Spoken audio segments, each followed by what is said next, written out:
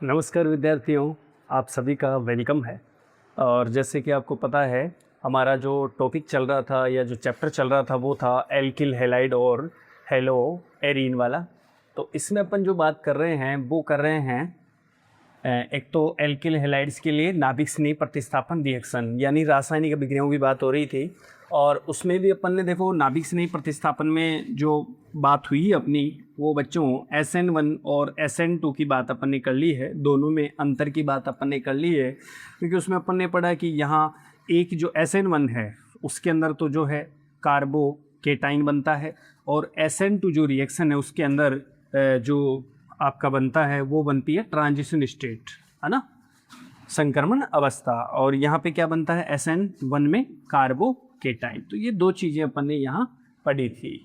और भी SN1 SN2 के बाद में अगर बात अपन करें तो यहाँ सीधी बात अपन करना चाहते हैं कि एल्किल हैलाइड जो हैं उनकी नाभिक स्नेह जो प्रतिस्थापन रिएक्शन है वो कौन कौन सी हैं और किस किस के साथ अपन रिएक्शन कराते हैं। तो इसमें देखो, सबसे पहली चीज़ एक रिएक्शन है जो जलीय KOH और NaOH के साथ कराई जाती है। करना क्या है, देखो सबसे पहली चीज़ अपन बात किसकी कर रहे हैं, एल्किल हैलाइड्स की बात कर रहे हैं। तो एल्किल हैलाइड में क्या करोगे, सबसे पहले आप RX की बात करोगे एल्किल हैलाइड, और इसकी रिएक्शन किसके साथ करानी है, KOH या फिर NaOH के साथ। और बहुत सिंपल, कुछ नहीं, देखो यहाँ से ये KX गया तो क्या चीज़ बन गई बच्चों, ROH, क्या मिला, एल्कोहल मिला, ठीक है, एल्किल एल्कोहल, और साथ में क्या निकल गया, KX, ठीक है। इसमें एक चीज़ और है जो नोट करने की है, महत्वपूर्ण है। अगर अपन यहाँ बच्चों RX से और फिर इसमें अगर जो जलीय KOH है उसकी जगह अगर एल्कोहलिक KOH लेते हैं ना, अगर उसकी जगह क्या लेते हैं, एल्कोहलिक KOH या NaOH, तो ऐसी स्थिति में बच्चों क्या बनती है, एल्कीन। इसे अपन बीटा विलोपन से अभी थोड़ी देर में पढ़ेंगे कि बीटा विलोपन से इसको कैसे सर्चेप नियम से पढ़ा जाता है, उसकी अपन बात करेंगे।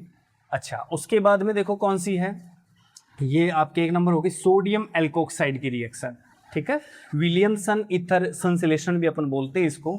और वही चीज़ देखो क्या करोगे, सबसे पहले RX है एल्किल हैलाइड, इसकी रिएक्शन करा दो बेटा सोडियम एल्कोक्साइड का मतलब है NaOR, और सिंपल है, यहाँ से क्या निकालना है, NaX, क्या बन जाना है, ROR।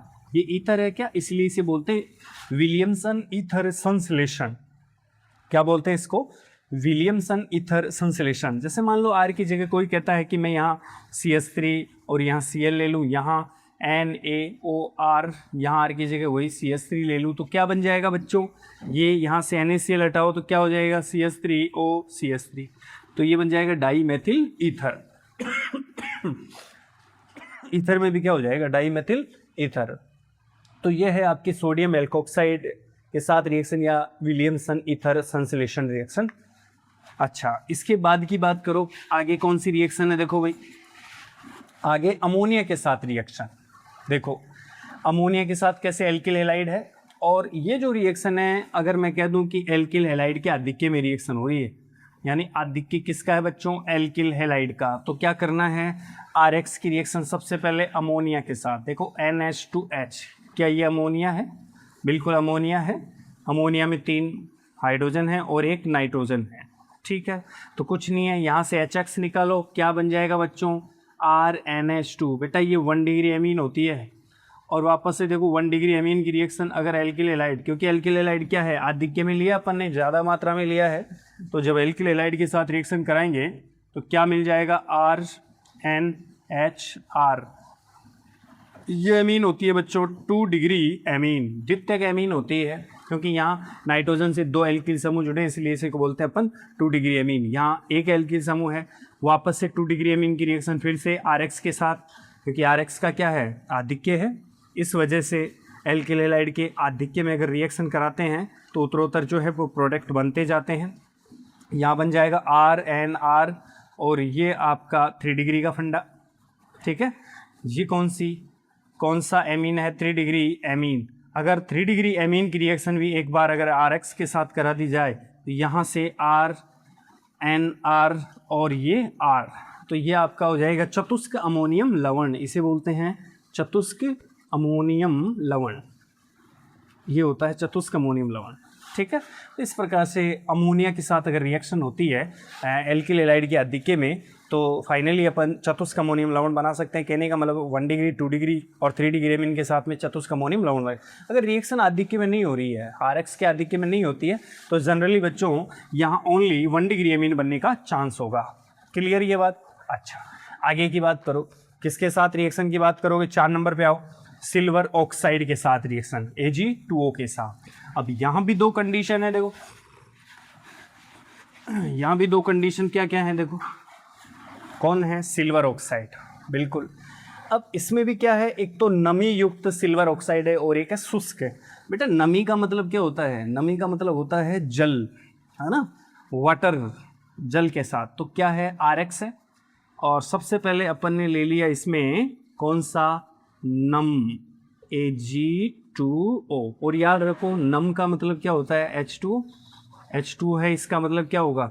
जल Ag2O के साथ रिएक्शन करेगा तो इससे बनेगा AgOH, सिल्वर का हाइड्रोक्साइड बनेगा। और सिल्वर हाइड्रोक्साइड के साथ अगर रिएक्शन होगी तो क्या बन जाएगा? ROH plus AgX। ये तो यहाँ से ये भी, यहाँ अपने क्या मिला? अल्कोहल मिला। तो ऐसी स्थिति में अल्कोहल बनता है। एक और चीज़ समझो, अगर शुष्क Ag2O, इंपॉर्टेंट है ये चीज़ है, अगर शुष्क Ag2O हो, अगर ये अपन ले तो देखो इसमें RX प्लस है, क्या लिया है? अब की बार शुष्क लिया है। शुष्क का मतलब पानी नहीं है, केवल और केवल क्या है? सिल्वर ऑक्साइड है। अगर ऐसी स्थिति में आप रिएक्शन कराओगे तो बच्चों क्या होगा? यहाँ 2 सिल्वर 2X के साथ बाई प्रोडक्ट क्या निकल जाएगा? AgX, कितने? 2, और साथ में क्या बन जाएंगे? ROR। इसका मतलब है अपने को इसमें क्या मिलेगा? मुख्य प्रोडक्ट ईथर।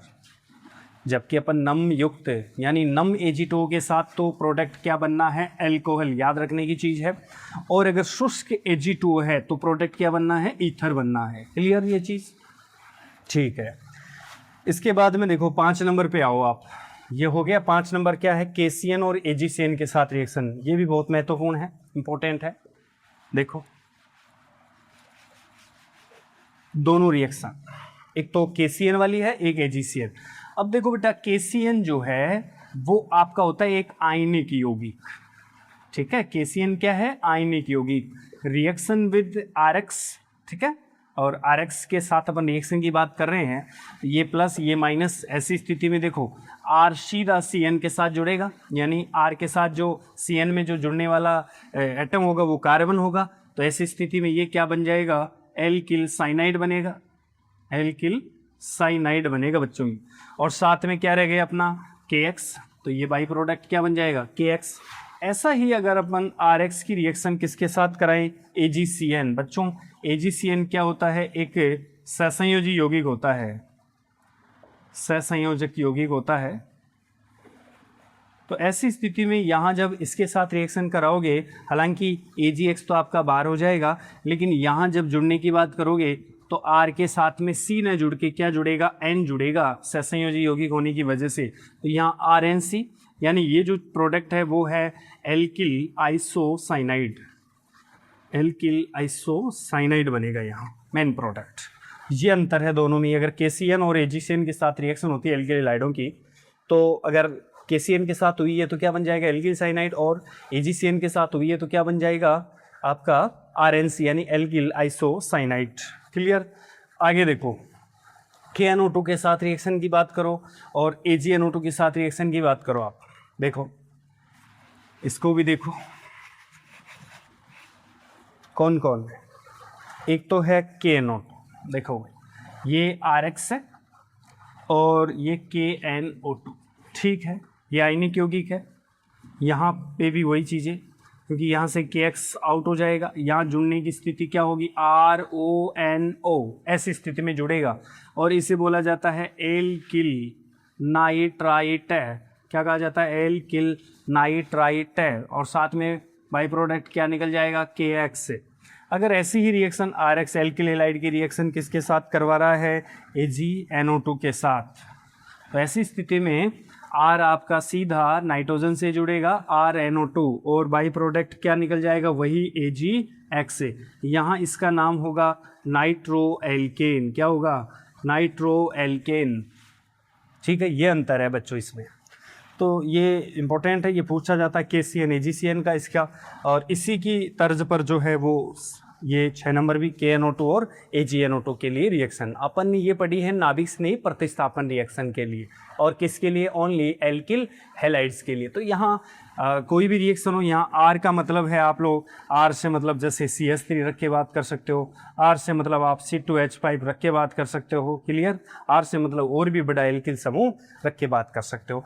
इसी के साथ अपन सेकंड जो बात करते हैं, जैसे नाभिक स्नेही प्रतिस्थापन के बाद में एलिमिनेशन रिएक्शन होती हैं, विलोपन अभिक्रियाएं होती हैं, और विलोपन में अपन पढ़ना चाहते हैं बीटा विलोपन, जिसमें यहाँ अपन बात कर रहे हैं जो भी पॉइंट आया था बीटा विलोपन की RX की एल्कोहलिक KOH के साथ रिएक्शन होती है तो एल्कीन बनते हैं। तो बीटा विलोपन की बात की जाएगी। अब क्या होता है देखो, बीटा विलोपन और सेप्ट-जेफ नियम वेरी वेरी इंपॉर्टेंट है, रिएक्शन पूछी जा रही हैं ये लगातार, ठीक है ना। बीटा विलोपन, तो बीटा मतलब है अल्फा बीटा और गामा की कहानी से संबंधित है ये, ठीक है। क्या करते हैं देखो इसके अंदर बीटा विलोपन, बीटा विलोपन रिएक्शन, बीटा विलोपन रिएक्शंस जिसे आपने सेप्ट-जेफ नियम के रूप में भी देखा है। सेप्ट-जेफ नियम, सेप्ट-जेफ रूल क्या है भाई? बीटा विलोपन चेक करते हैं अभी। बात तो है एल्किल हैलाइड्स की है, इसमें करना क्या है? सिंपल RX है और RX एल्किल हैलाइडों की रिएक्शन एल्कोहलिक KOH के साथ करानी होती है, इसकी उपस्थिति में करानी होती है। तो एक चीज़ बनती है एल्कीन, क्या बनती हैं? एल्कीन बनती है ना। ये जो है परफॉर्मा तो माइंड में सेट रहना ही चाहिए अपना। अब रिएक्शन देखना चाहते हैं, जैसे हमने कहा भाई मैं तो जो है यहाँ इसके रूप में ये लेता हूँ CH3CH2 और X के रूप में चलो Cl ले लेता हूँ, और यहाँ भी इसको इस तरीके से मैं लिख देता हूँ CH3CH2 Cl ही तो है। एक बात है देखो समझने की है, जैसे ये आपका प्रतिस्थापी समूह क्लोरो है, ठीक है ना, और प्रतिस्थापी समूह क्लोरो है, इससे जुड़ा हुआ जिस कार्बन से ये जुड़ा हुआ है ना बच्चों, उसे अल्फा कार्बन कहा जाता है। कौन सा कार्बन है? अल्फा। अल्फा का पड़ोसी कार्बन होता है बच्चों बीटा कार्बन। क्लियर है ये बात? अच्छा, इसके बाद अपन बात किसकी कर रहे हैं? Alcoholic KOH, ALC, alcoholic KOH, यानी जो KOH है उसको अल्कोहल के साथ मिलाकर यूज किया जा रहा है, उसे बोलते हैं अल्कोहलिक KOH। तो क्या करना है? बीटा विलोपन की बात करें। मुझे एक बात बताओ, Cl को तो हटाना ही है यहाँ से, है ना, क्योंकि एल्किल हैलाइड की रिएक्शन देख रहे हैं, Cl हटेगा, और साथ में जो बीटा कार्बन पर हाइड्रोजन है वो भी यहाँ से क्या होगा? रिमूव हो जाएगा, एलिमिनेट हो जाएगा, और इससे क्या बनेगा? CH2 डबल बॉन्ड CH2, और साथ में हो जाएगा क्या बन जाएगा? HCl। तो ये क्या बनी? अपनी एथीन यानी एल्कीन बनी, ठीक है। अब इसी को देखो बीटा विलोपन हो गई, बात समझ में आई थी। सेप्ट-जेफ नियम भी समझना चाहते हैं कि सेप्ट-जेफ नियम क्या है, तो इसके लिए देखो बच्चों CH3 CH2 CH2 और CH2, और ये लगा दिया मैंने Cl, ठीक है। यहाँ लगाता हूँ चलो Cl, इस कंडीशन पे ये Cl लगा दिया है ना, यानी अगर नंबरिंग भी करो आप तो ये 1 2 3 4 2 क्लोरो ब्यूटेन है। क्लियर है? 2 क्लोरो ब्यूटेन। Okay sir. अब यहाँ से बातें हुई हैं, तरीका हुई अपना एल्कोहलिक KOH की प्रेजेंस में रिएक्शन कराना, बीटा विलोपन की अपन बात कर रहे हैं। बेटा एक बात बताओ मुझे, जैसे ये Cl है, ठीक है, और Cl से क्या जुड़ा हुआ है? Cl किससे जुड़ा हुआ है? कार्बन से जुड़ा हुआ है, और इस कार्बन को क्या बोलते हैं? Alpha carbon.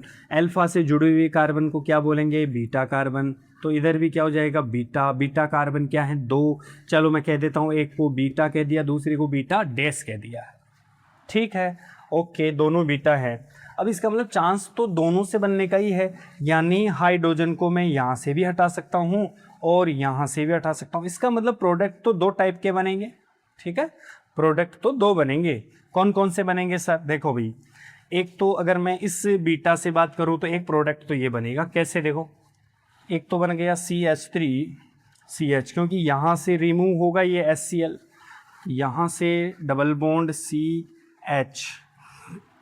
अच्छा, यहाँ ठीक है ना बच्चों, यहाँ हाइड्रोजन एक ही आएगा क्योंकि यहाँ से वैलेंसी Cl के द्वारा पूरी हो रही है, इस वजह से 4 होती है कार्बन की वैलेंसी, और यहाँ से वही CH3। तो एक प्रोडक्ट तो यार इसका नाम भी लिख देता हूँ मैं बच्चों, ब्यूट-टूईन। क्या है? ब्यूट-टूईन।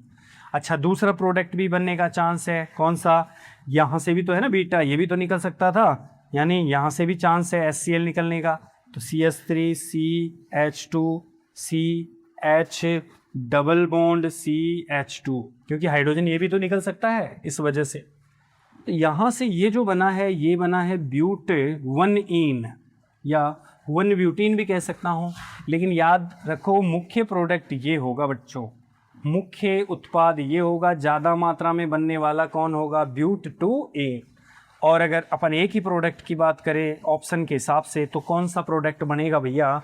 ब्यूट-2-एन। क्यों, क्या है इसका लॉजिक? देखो, सतचेत नियम से इसका लॉजिक ये रहता है कि वह एल्कीन ज़्यादा मात्रा में बनती है, वह एल्कीन ज़्यादा मात्रा में बनती है जिसमें जैसे जुड़े हुए एल्कीन समूह, जैसे डबल बॉन्ड है और डबल बॉन्ड से जुड़े हुए डबल बॉन्ड और डबल बॉन्ड से जुड़े हुए कार्बन हैं और इनसे जुड़े हुए एल्किल समूह हैं। तो यहाँ एल्किल समूह की संख्या कितनी है? देखो, एक एल्किल समूह तो ये रहा और एक एल्किल समूह ये रहा, 2 एल्किल समूह हैं, मैथिल और मैथिल। जबकि यहाँ बात करो डबल बॉन्ड से जुड़े हुए एल्किल समूह की संख्या कितनी? ओनली क्या होगी? ओनली ये CH3 CH2।